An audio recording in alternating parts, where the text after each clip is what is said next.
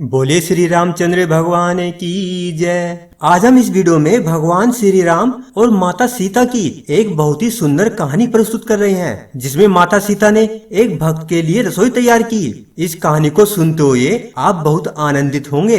एक आलसी लेकिन भोला भाला युवक था आनंद। दिन भर कोई काम नहीं करता, बस खाता ही रहता और सोता रहता। घर वालों ने कहा, चलो जाओ निकलो घर से, कोई काम धाम करते नहीं हो, बस पड़े रहते हो। वह घर से निकलकर यूं ही भटकते हुए एक आश्रम पहुंचा।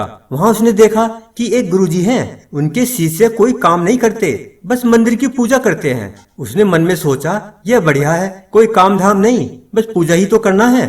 गुरुजी के पास जाकर पूछा, क्या मैं यहाँ रह सकता हूँ? गुरुजी बोले, हाँ हाँ क्यों नहीं। आनंद ने कहा, लेकिन मैं कोई काम नहीं कर सकता हूँ गुरुजी। फिर गुरुजी ने कहा, कोई काम नहीं करना है, बस पूजा करनी होगी। आनंद बोला, ठीक है, वह तो मैं कर लूंगा। अब आनंद महाराज आश्रम में रहने लगे।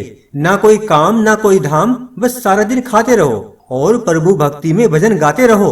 महीना भर हो गया। फिर एक दिन एकादशी आई। उसने रसोई में जाकर देखा, खाने की कोई तैयारी नहीं थी। उसने गुरुजी से पूछा, आज खाना नहीं बनेगा क्या? गुरुजी ने कहा, नहीं, आज तो एकादशी है, तुम्हारा भी उपवास है। उसने कहा, नहीं, अगर हमने उपवास कर लिया तो कल का दिन ही नहीं देख पाएंगे। हम नहीं कर सकते उपवास, हमें तो भूख लगती है। आपने पहले क्यों नहीं बताया? गुरुजी ने कहा, ठीक है, तुम ना करो उपवास, पर खाना भी तुम्हारे लिए कोई और नहीं बनाएगा, तुम खुद बना लो। मरता क्या न करता गया रसोई में। गुरुजी फिर आए, देखो, अगर तुम खाना बना लो तो राम जी को भोग जरूर लगा लेना और नदी के उस पार जाकर बना लो रसोई। ठीक है। ऐसा कहकर लकड़ी, आटा, तेल, घी, सब्जी लेकर आनंद महाराज चले गए। जैसे तैसे खाना भी बनाया। खाने लगा तो याद आया, गुरुजी ने कहा था कि राम जी को भोग लगाना है। वह भजन गाने लगा, आओ मेरे राम जी भोग लगाओ जी, प्रभु राम आइए, श्री राम आइए, मेरे भोजन का भोग लगाइए। जब कोई न आया तो बेचैन हो गया कि यहाँ तो भूख लग रही है और राम जी आ ही नहीं रहे हैं।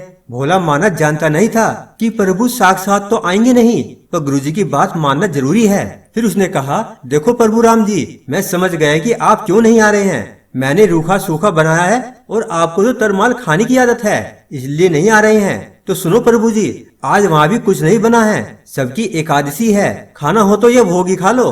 अब श्री राम जी अपने भक्त की सरलता पर बड़े मुस्कुराए और माता सीता के साथ प्रकट हो गए।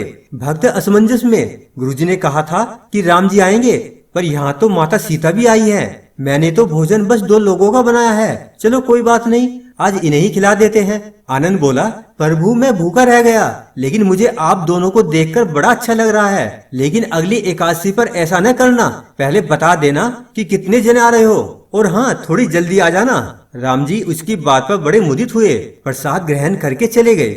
अगली एकादशी तक भोला मानस ये सब भूल गया। उसे लगा प्रभु ऐसे ही आते होंगे और प्रसाद ग्रहण करते होंगे। फिर एकादशी आई। गुरुजी से कहा, मैं चला अपना खाना बनाने, पर गुरुजी थोड़ा ज्यादा अनाज लगेगा, वहाँ 2 लोग आते हैं। गुरुजी मुस्कुराए, भूख के मारे बावला है, ठीक है ले जा और अनाज ले जा। अब की बार उसने 3 लोगों का खाना बनाया। फिर गुहार लगाई, प्रभु राम आइए, सीताराम आइए, मेरे भोजन का भोग लगाइए। प्रभु की महिमा भी निराली है, भक्त के साथ कौतुक करने में उन्हें भी बड़ा मजा आता है। इस बार वे अपने भाई लक्ष्मण, भरत और शत्रुघ्न को लेकर आ गए। अब भक्त को चक्कर आ गई, यह क्या हुआ, एक का भोजन बनाया तो 2 आए, आज 2 का खाना ज्यादा बनाया तो पूरा खानदान ही आ गया। लगता है आज भी भूखा ही रहना पड़ेगा। सबको भोजन लगाया और बैठे बैठे देखता रहा। अनजाने में ही उसकी भी एकादशी हो गई। फिर अगली एकादशी आने से पहले गुरुजी से कहा, गुरुजी ये आपके प्रभु राम जी अकेले क्यों नहीं आते? हर बार कितने सारे लोग ले आते हैं, इस बार अनाज ज्यादा देना।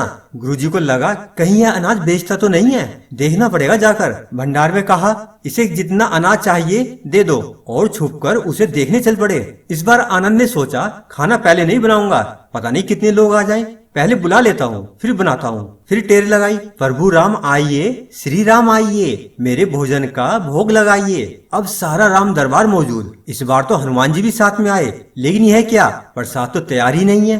अब भक्त ठहरा भोला भाला और बोला, प्रभु इस बार मैंने खाना नहीं बनाया। प्रभु ने पूछा, क्यों? बोला, मुझे मिलेगा तो है नहीं, फिर क्या फायदा बनाने का, आप ही बना लो और खुद ही खा लो। राम जी मुस्कुराए। सीता माता भी गदगद हो गई उसके मासूम जवाब से। लक्ष्मण जी बोले, क्या करे प्रभु?